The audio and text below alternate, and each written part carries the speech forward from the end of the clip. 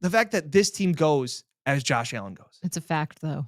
And that's where it's like, that's why I've said to you guys, it's great when they run the ball. It's awesome that the defense is stepping up, and complementary football is great. But this team is going to win a Super Bowl or win an AFC championship or win a division title because of Josh Allen. It's not going to be because of anything else.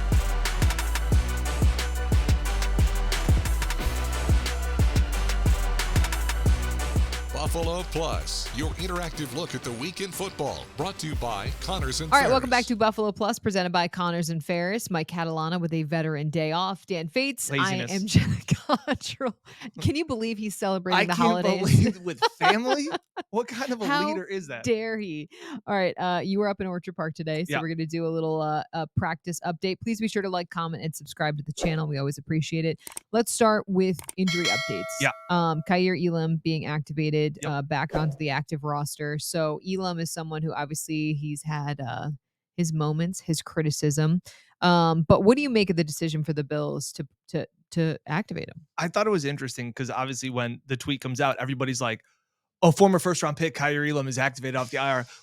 Like this is some big boost to their defense. Yeah, that's fair. And I just don't see this having any impact. Hopefully not having any impact. I don't think Keion changes. I don't think he brings anything to this defense. This is a defense too that was great in the beginning of the year, first 5 weeks. Yeah. Was terrible the following 5 weeks. Shocking.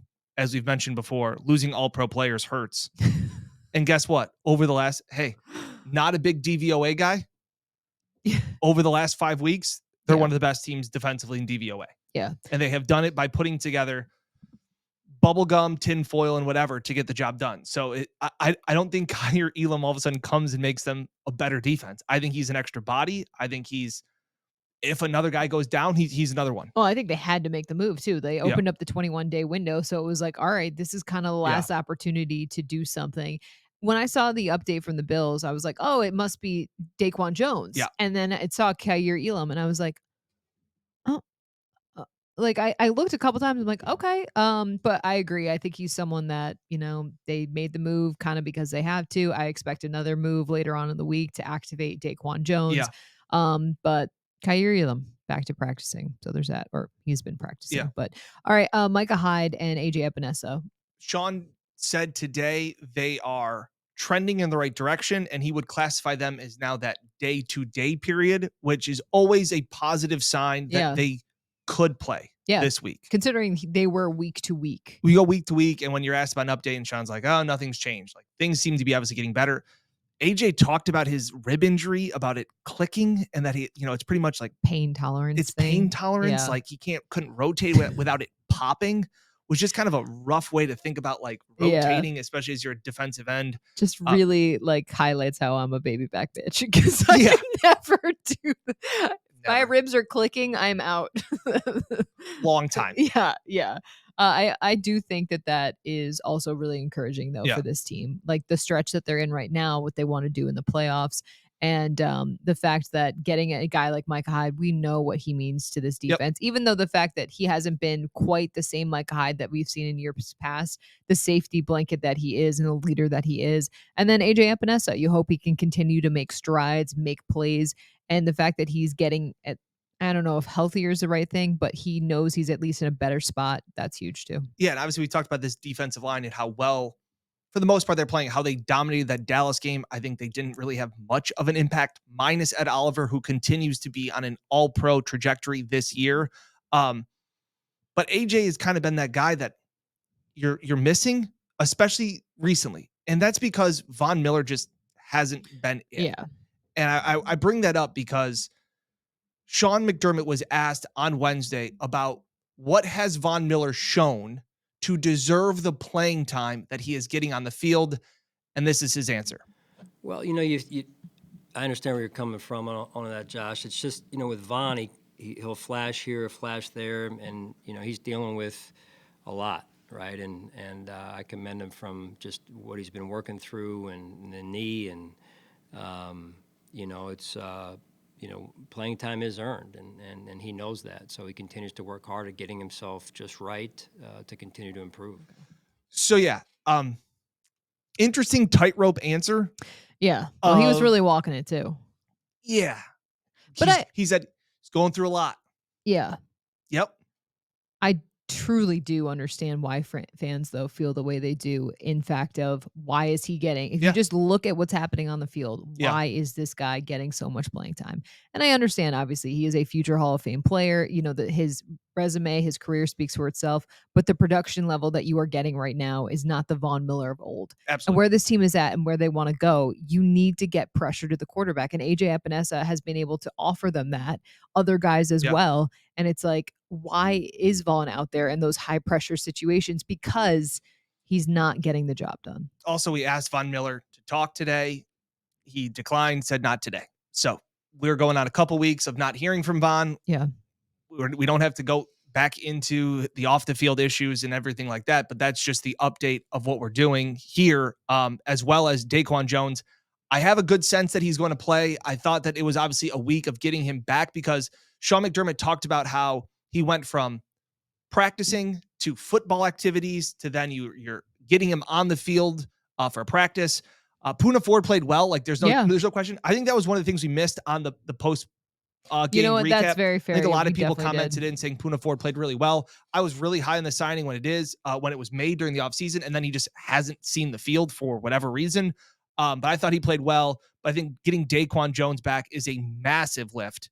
Not only as another guy that is a really good run stopper and was playing really well, I think it's an emotional lift. I think it's an emotional lift of, hey, one of our guys that we always talked about that was getting injured, hey, he's back. And I think psychologically, I think that gives you a lift of like, hey, we're getting healthy at the right time. I could not agree more. What this team has dealt with, these injuries this past season, to have someone who is playing their best ball and be able to come back, join the team, seeing, you know, he's still around the teammates. They see him putting in the work. To see him come back, you know, Daquan's pumped. You know, his teammates are excited for him. And look, I don't expect him to get a high snap count at all. I mean, they don't really do that anyways. So you're bringing him back up to speed in a relative way. But just to have a guy come back. Yeah. I mean, there's so many injuries we could talk about with this team.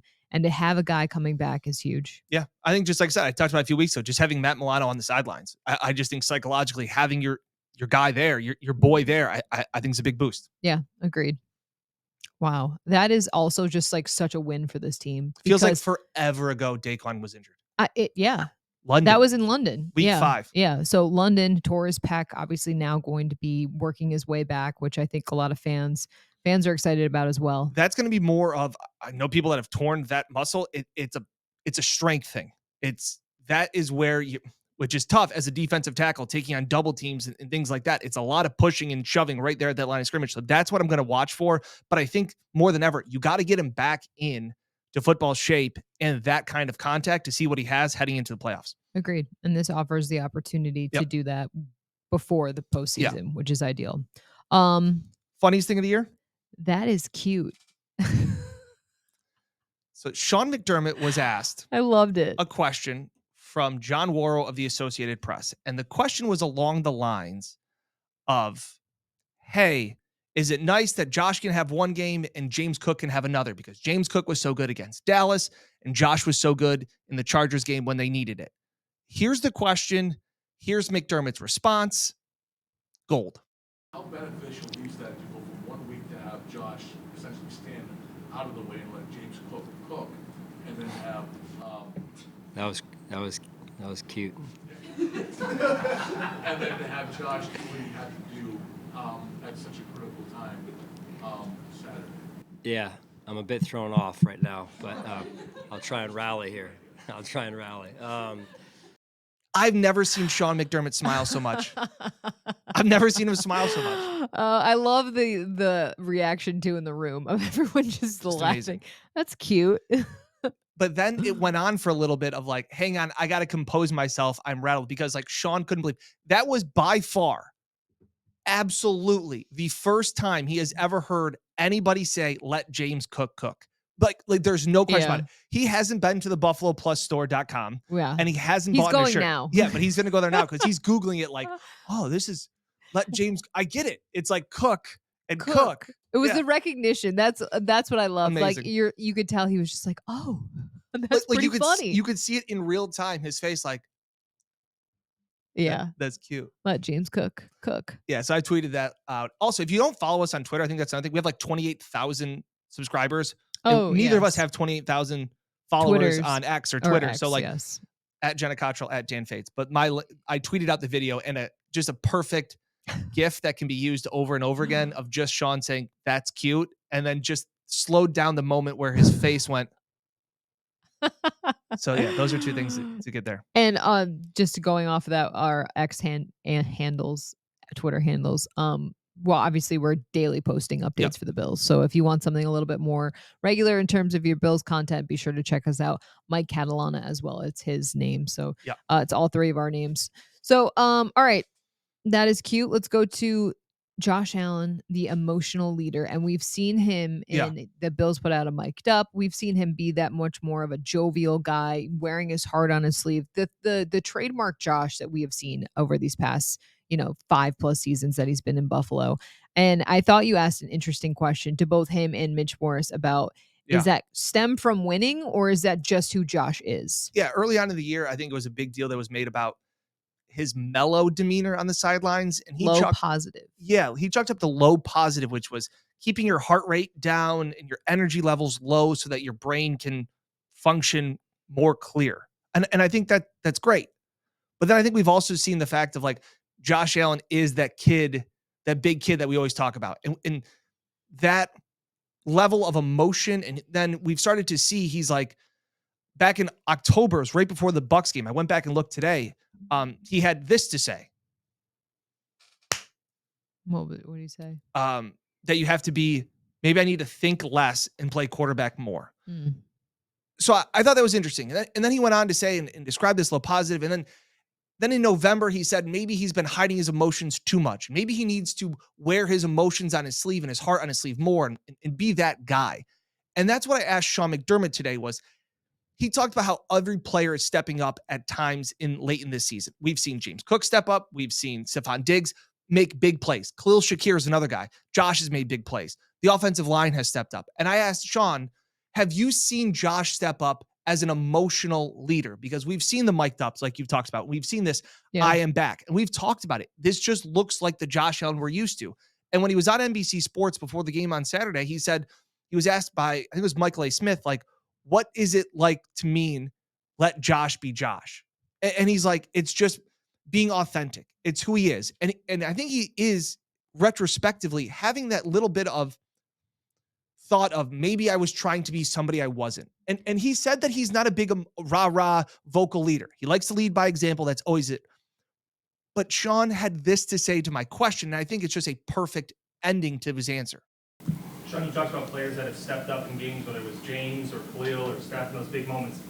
How have you seen Josh over the last month when the team was 6-6 and kind of in that spot, step up emotionally as a leader of this team? Because he's talking about how he's just trying to be himself, but he is trying to be more emotional, wear his heart on his sleeve more. He says he thinks he's doing that more. Have you noticed that as a leader? I have, yeah. I mean, this is when you share experiences, you're able to watch other people grow. They're able to watch you grow.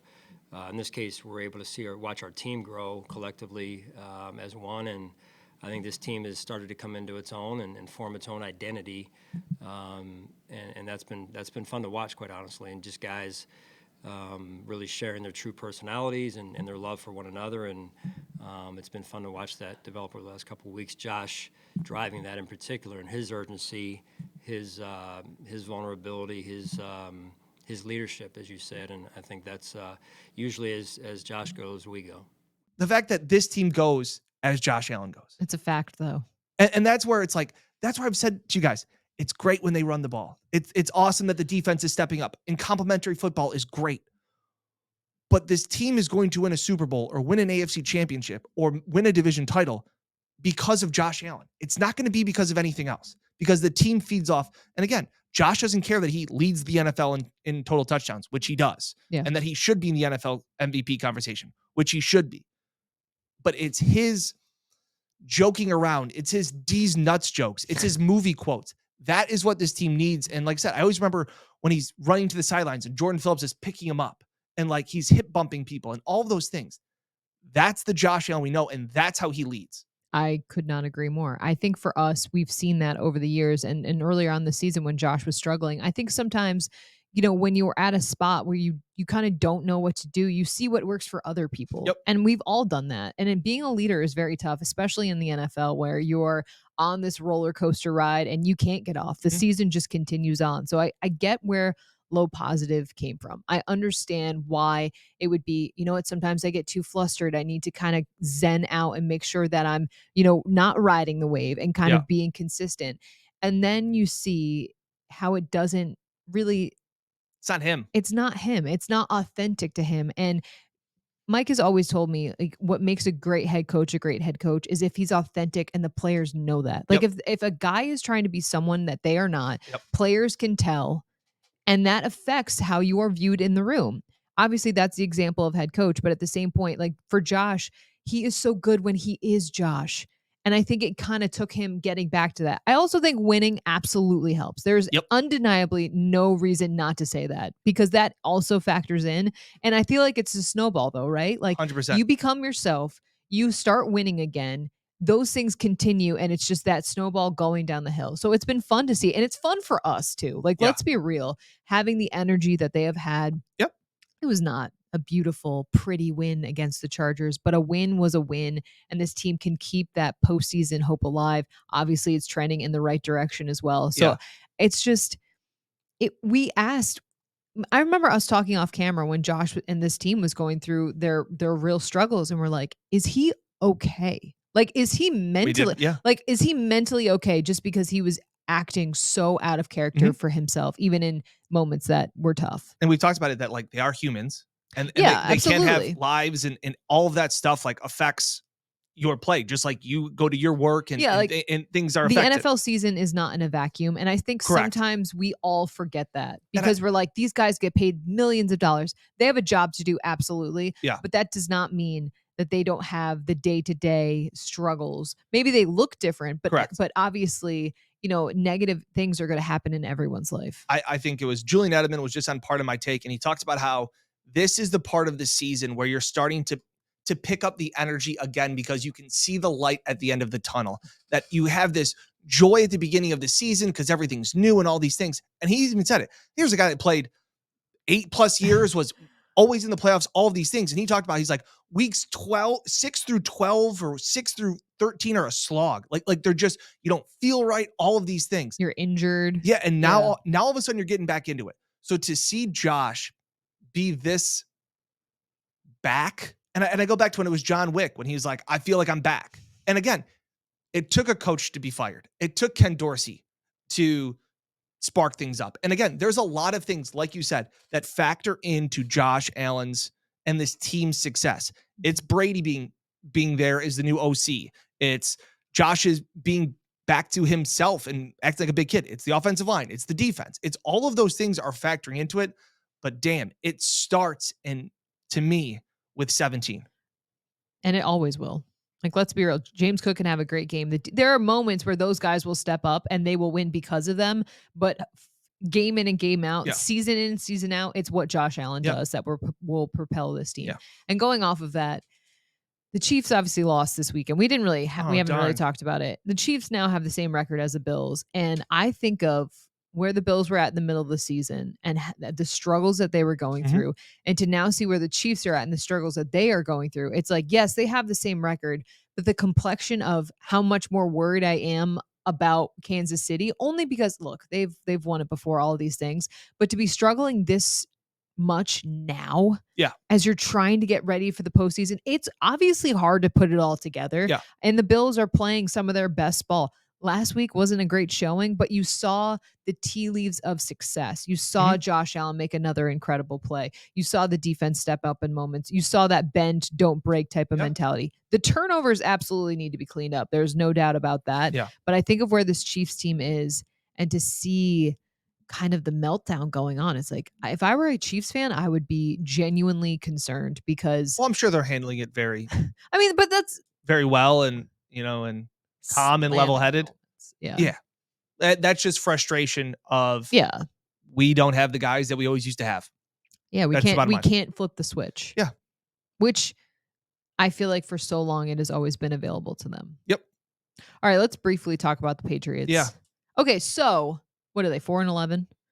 Sure. Coming off the big win over the Broncos. They were up late, kind of things fell off. They were able to win that game. So they're feeling good. The Bills obviously lost to the Patriots earlier on in the season. Pats do have a good run defense. Number 2 in the league. And I think they are, it's funny, whereas ever since McDermott was said to have lost the locker room, they're undefeated, is something I think that is worth noting. Yeah. And the fact of there's reports that Belichick is out at the end of the season. Mm-hmm. I think that's galvanizing this team. Belichick hasn't lost the ability to coach. They just don't have talent. Like that's kind of the Chiefs' problem too, is the fact that like they just don't have the guys to win games. But this is still a really well-coached defense. This is still a team that is looking forward to ruining the Bills season. Yeah. Like that. They're a 12-point underdog. It's just icky. That's another spot where divisional underdogs historically at least keep games close. The Bills lost to Mac Jones on a 2-minute drive. Yeah. To lose a game. We're looking back at like Mike always talks about hindsight wins, which is what the Chargers is. This is a terrible loss. You go, well, they played New England. They stink. One of their wins is against Buffalo. Yeah. Yeah. No, it's very true. And I think the spoiler piece that you're talking about is they're not making the playoffs. They're trying to, ruin someone else's season, and to be able to do that against another team in the division, that would be obviously another feather. Yep. They could say they swept the Bills. That's definitely motivation for this team. I don't think this is going to be a very easy out. Nope. I really don't. I think the Bills win this game, but I think it's like a Charger game. I agree. I have the concerns about fine. that. Yeah, you just got to win. Fine. Just win. One other thing I wanted to say, Sean McDermott has coached more games against Bill Belichick more than anybody in his career. I think it's 7. I don't know. 16, exactly. something like that. 15 or 16. He's coached the most against Bill Belichick. Yeah, and I wish I had the exact number. I think it's 18. I feel like it's 18. Anyway, he was asked what Bill Belichick's relationship and what he has meant to Sean McDermott and his coaching career, and this is what he had to say. Man, that's he's accomplished so much. I think most coaches, if not all coaches, are learning from Coach Belichick, and then also trying to get to where he's been, right, for years. And so, he's changed the game in a lot of ways. Just speaking big picture, league-wise, he's changed the game in a lot of ways. And I think the league has listened to some of his recommendations. He's an extremely smart person and does a great job in terms of taking his personnel on the field and making the most of what he has. And I think you're seeing that with the way his team has developed this year. I thought that was interesting. Just the perspective of he has the utmost respect, and that nobody is kicking Belichick when he's down. Fans can, Bills fans, go for it, because you have been kicked by Belichick enough times.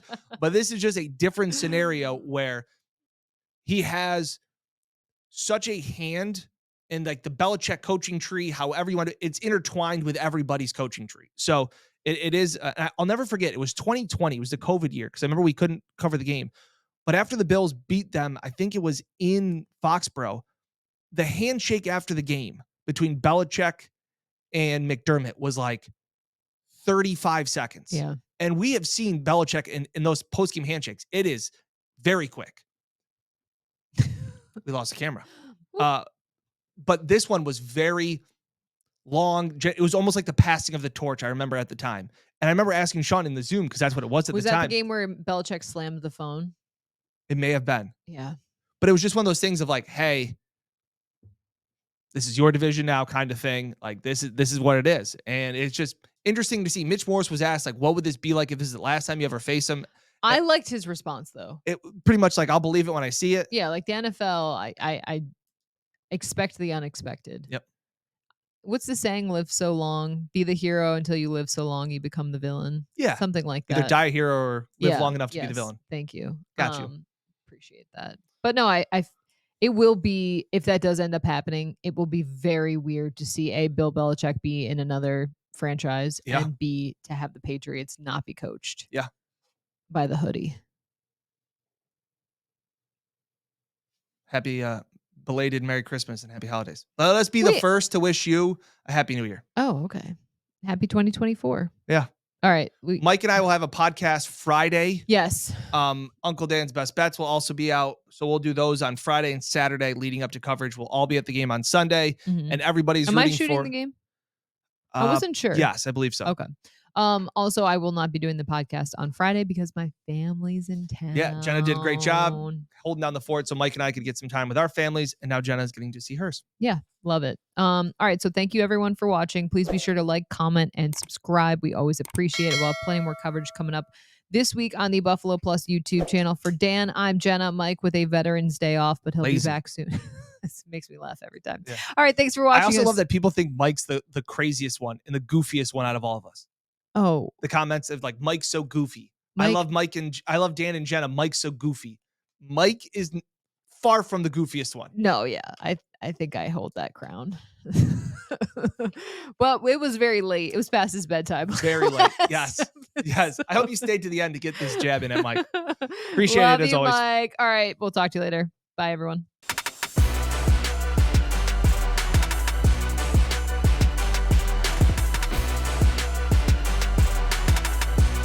Buffalo Plus, your interactive look at the week in football, brought to you by Connors and Ferris.